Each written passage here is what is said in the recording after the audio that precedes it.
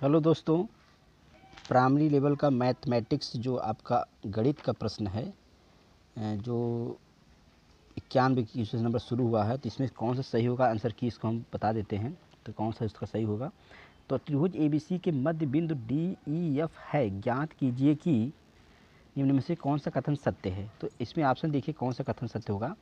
इसका सही उत्तर होगा चौथा, त्रिभुज डी ई एफ का क्षेत्रफल बराबर 1/4 त्रिभुज एबीसी का क्षेत्रफल। चलते हैं अगले प्रश्न संख्या पर। यदि किसी दिए गए आंकड़े का समांतर माध्य ए, ज्यामितीय माध्य बराबर जी तथा हरात्मक माध्य एच है, तो इसका सही उत्तर क्या होगा। Option number A. Option number A ये करेक्ट है, यानी ए लेस देन जी लेस देन एच।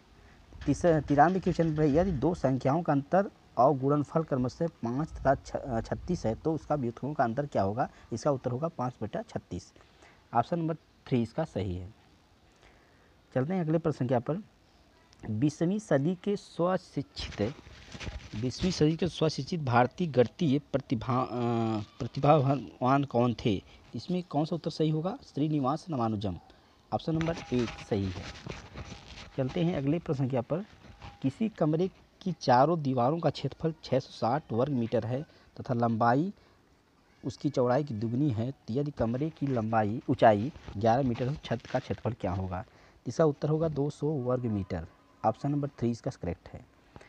96 नंबर पर चलते हैं। यदि 10⁻³ बराबर 125 है, तो 10⁻−2x का मान क्या होगा। इसका उत्तर है चौथा 1/25। 97 चलते हैं। 16,075 को किसी संख्या से भाग देने पर भागफल 167 और शेषफल 43 प्राप्त होता है, तो भाजक क्या होगा।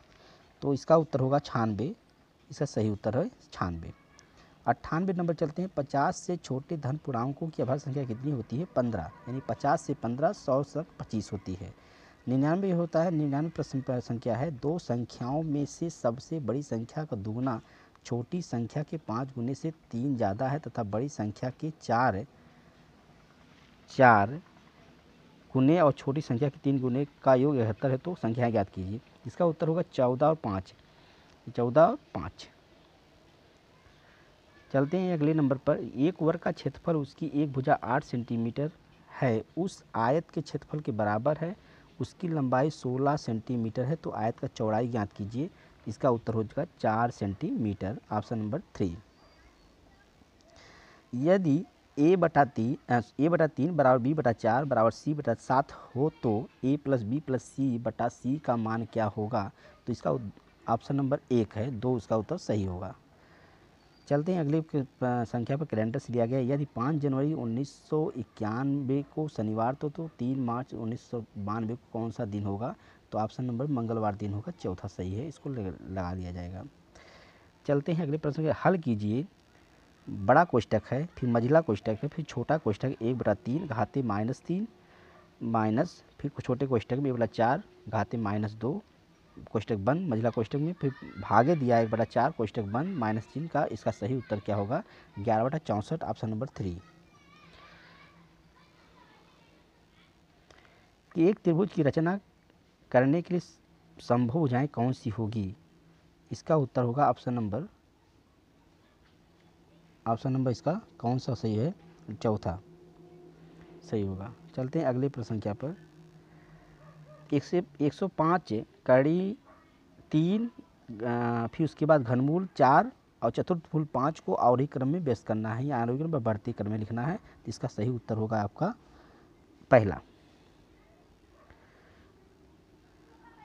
यदि किसी वस्तु का क्रय मूल्य उसके विक्रय मूल्य का 3/2 है, तो लाभ या हानि प्रतिशत ज्ञात कीजिए। तो इसका सही उत्तर होगा दूसरा, 33 से 1/2 1/3 हानि प्रतिशत।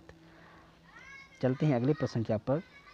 यानी 12, 10, 12 को 12 से भाग देने पर शेषफल कितना होगा। 4 शेषफल उत्तर होता है, चौथा सही है।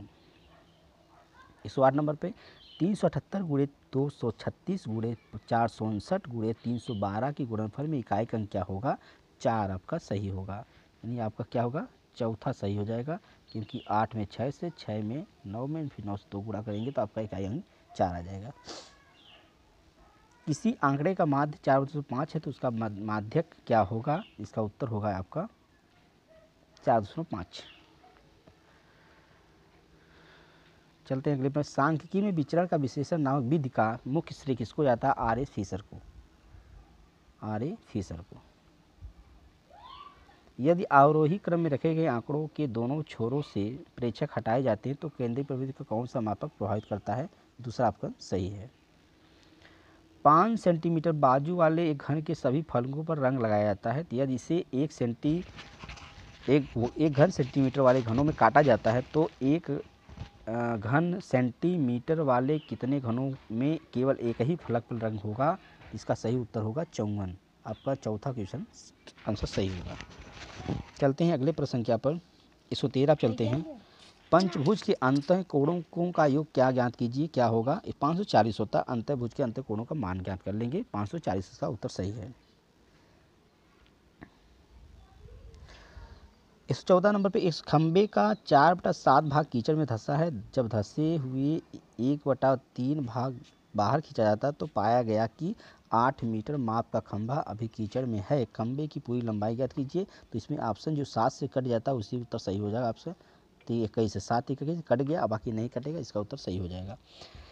115 पर ए और बी किसी काम को 12 दिन करते हैं, बी और सी उसी काम को 15 दिन करते हैं, सी और ए उसी काम को 20 दिन करते हैं, तो ए अकेले उस काम को कितने दिन में करेगा? 30 दिन में करेगा। ऑप्शन नंबर ए सही है।